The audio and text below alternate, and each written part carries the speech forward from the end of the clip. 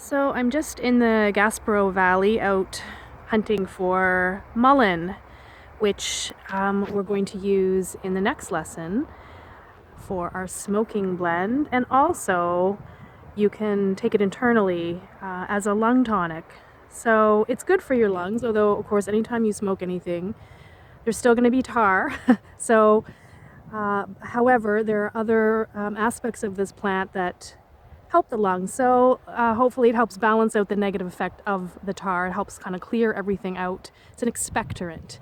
So helps you cough up any toxic debris, phlegm from the lungs.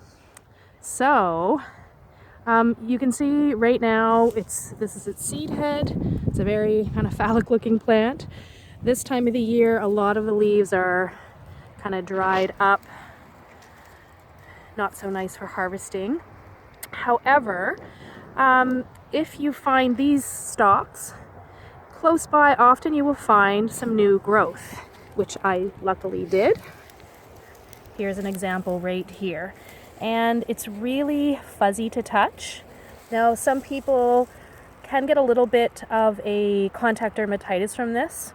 I find when it's fresh like this, it's fine, but if you put your hands in like a big jar filled with dried stuff, you'll notice on your wrists, you'll get some little bumps and might feel a little bit itchy and irritated.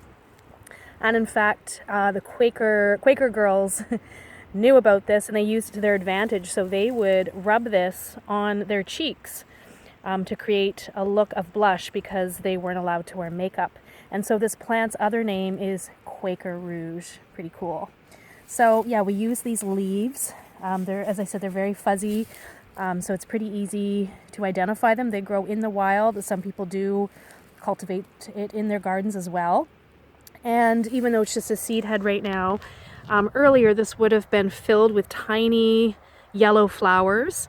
And these yellow flowers can be soaked in olive oil along with some other herbs or just, on their own.